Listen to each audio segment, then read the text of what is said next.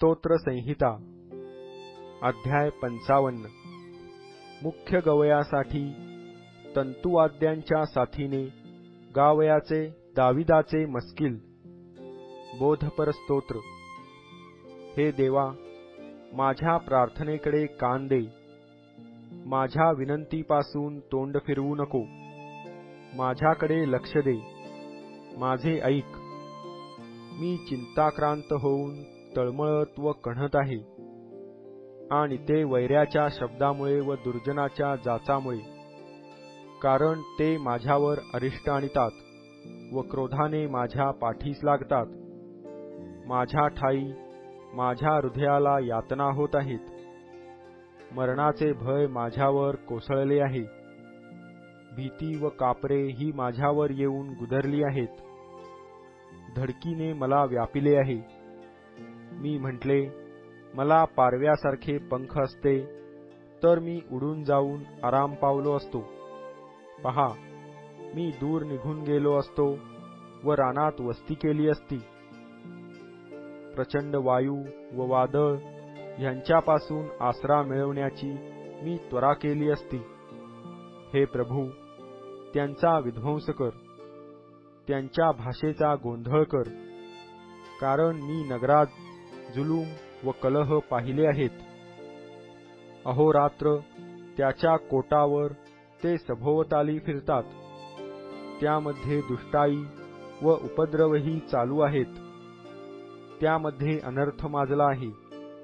त्याच्या पेठेतून जुलूम व कपट ही निघून जात नाहीत, कारण ज्याने माझी निंदा केली तो काही माझा वैरी नव्हता, असता तर मी ते सहन केले असते। माझ्या पुढे ज्याने तोरा मिरविला तो काही माझा शत्रू नव्हता, असता तर मी त्याच्यापासून लपून राहिलो असतो। पण तो तूच माझ्या बरोबरीचा माणूस, माझा सोबती व माझा सलगीचा मित्र होतास।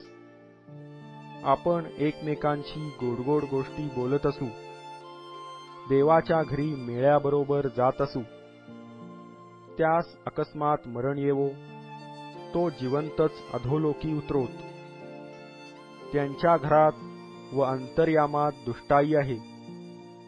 मी तर देवाचा धावा करीन, आणि परमेश्वर मला तारील। संध्याकाळी, सकाळी व दुपारी मी काकळुतीने आपले गाऱ्हाणे करीन, आणि तो माझी वाणी ऐकेल।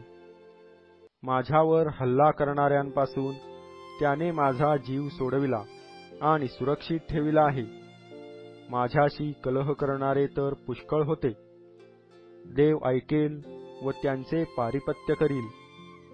तोच अनादिकालापासून राजासनारूढ आहे, कारण त्यांची वृत्ती पालटत नाही आणि ते देवाला भीत नाहीत। त्याच्याशी जे सलोख्याने होते त्यांच्यावर त्याने आपला हात उगारिला, त्याने आपला करार मोडिला। त्याच्या तोंडचे शब्द लोण्यासारखे मृदू होते, पण त्याचे हृदय युद्धप्रिय होते। त्याचे शब्द तेलापेक्षा बुळबुळीत, पण नागव्या तरवारींसारखे होते। तू आपला भार परमेश्वरावर टाक, म्हणजे तो तुझा पाठिंबा होईल। नीतिमानाला तो कधीही ढळू देणार नाही। हे देवा, तू त्यांना गर्तेच्या तोंडात लोटून देशील। खुनी व कपटी मनुष्य अर्धे आयुष्यही जगणार नाहीत। मी तर तुझ्यावर भाव ठेवीन,